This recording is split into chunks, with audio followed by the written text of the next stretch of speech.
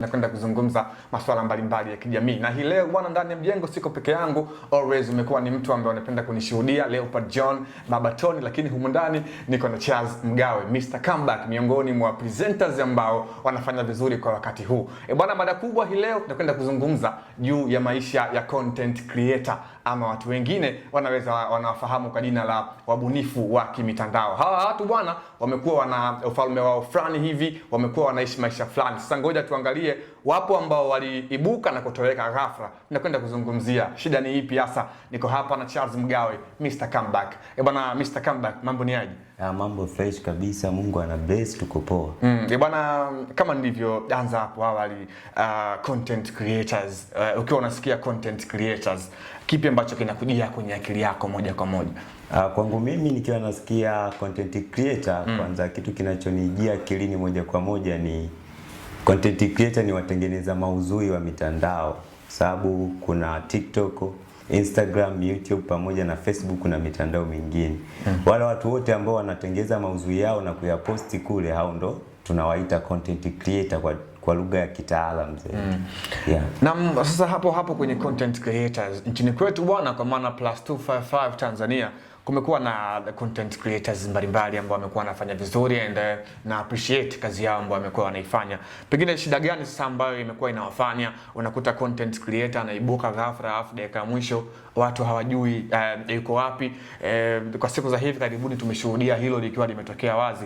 Pengine shida ni nini hasa Mr. Comeback? Ya, kwangu mimi naona shida ya kwanza ni shida ya content creator wenyewe kutokuiamini kazi husika ya content creator. Watu hawaamini kama content creator ni kazi kama kazi nyingine. Mtu anaingia kule kufanya kama masihara, lakini ukiangalia content creator ni kazi, yani ni kazi kama kazi nyingine, kama udokta, ualimu. Kwa hiyo mtu anaenda kule anaenda kufanya like kwamba anafanya tu kutafuta mashabiki, hapana.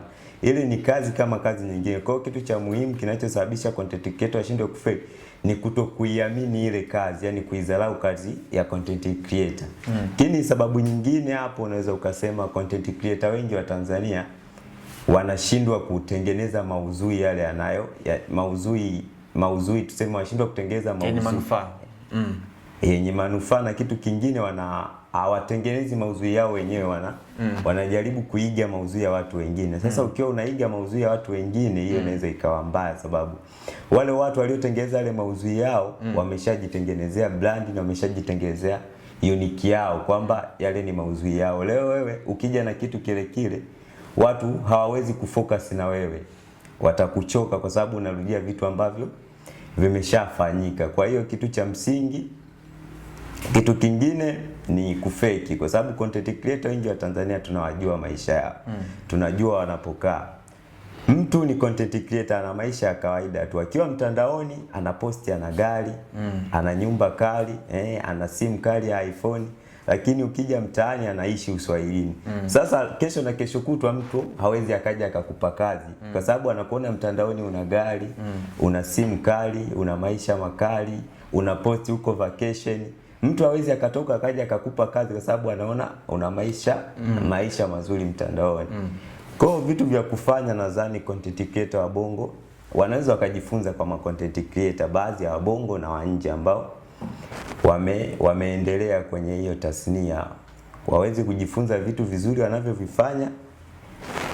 Ni content creator inaweza ikawalipa. Kwa mfano ukimwangalia mtu kama Aisha Speed ni content creator na streamer mkubwa hapa duniani, ambapo amepata mafanikio mengi kupitia kazi yake ya content creator. Ana magari, ana nyumba, ni mtu maarufu duniani.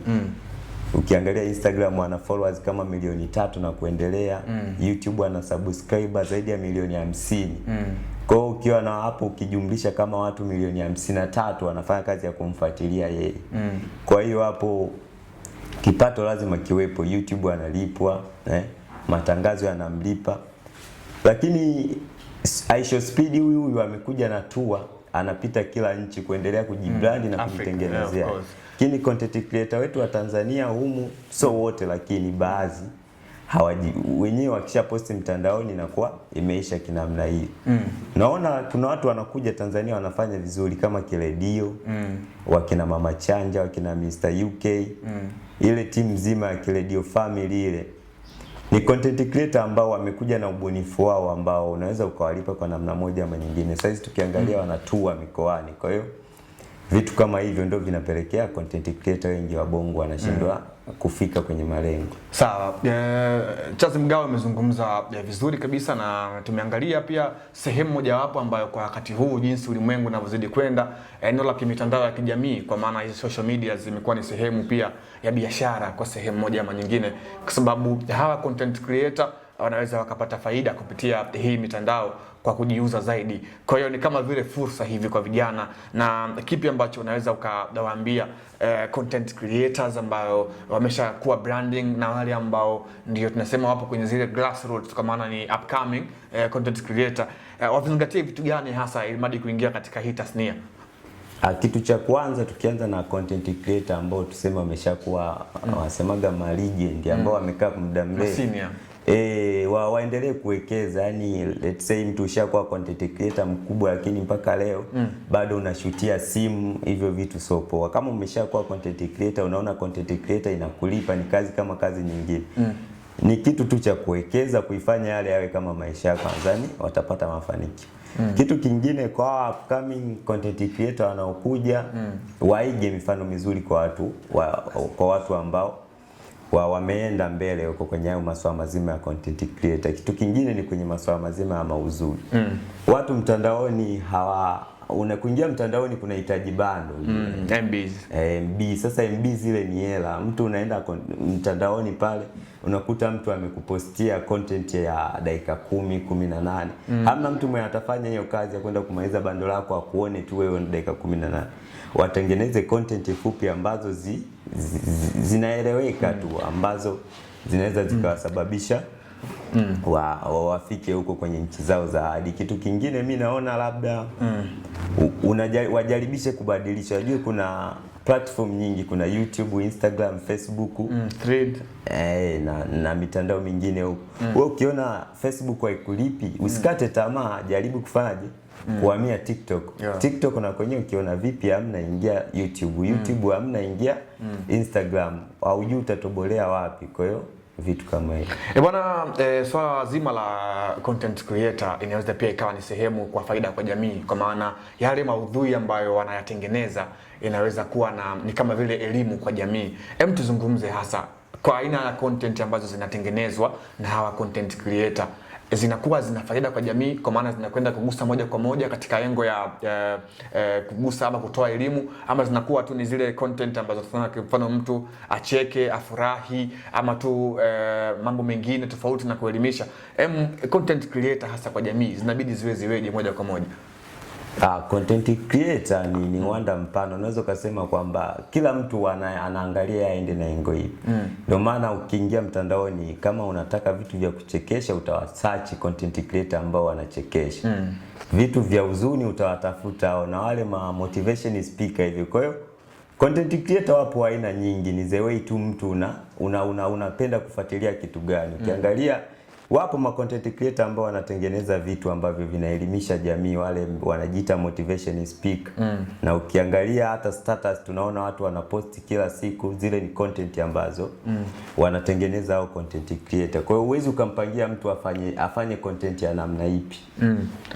Moja kati ya content creator ama miongoni mwa watu ambao walikuwa wanatikisa katika ardhi ya Tanzania ni bwana mdogo, nyinyi walikuwa wanamuita mzee wa kazi. Anasema kwamba niache kazi nisifanye kazi, si ndio? Imekuwa tu ghafla ametoweka katika hiyo scenarios ya kuwa kama vile wanda mpana kwenye utengenezaji wa maudhui. Pengine shida inaanzia wapi sasa? Mfano kama huo, mtu anaibuka and then anapotea katika tasnia hiyo. Ukimwangalia mtu wa kazi ni mtu ambaye alikuja alivuma ghafla, lakini alipata management yake. Sasa hatuwezi tukajua, tunarudi kule kwenye content creator haichukuliwi kama kazi. Hicho ndio sababu kubwa ambayo inawafanya vijana wengi wakiingia kwenye content creator wavume na kupotea. Hawaichukulii kama kazi. Lakini mtu wa kazi baada ya kuvuma pale, kupata jina, kuwa famous, angeichukulia ile kama kazi serious ambayo ingemlipa mpaka leo angekuepo kwenye game. Kwa mimi nahisi ni kitu ambacho hakuwa serious tu na game, yani hakuichukulia ile kama kazi. ambayo inaweza ikamwendesha maisha yake. Sawa, ngoja tumalizie hapa. Nafahamu mwenyewe pia unapenda vitu kama hivi vya maudhui ya kimtandao. Binafsi yako unapenda kufuatilia maudhui ya aina gani katika mitandao, kwa maana katika kutoa support ya aina moja ama nyingine? Kwangu mimi nafuatilia maudhui ya aina yote. Lakini maudhui ya kuchekesha sana nikiwa bored ndo waga napenda kuangalia vitu kama hivi. Na mtazamaji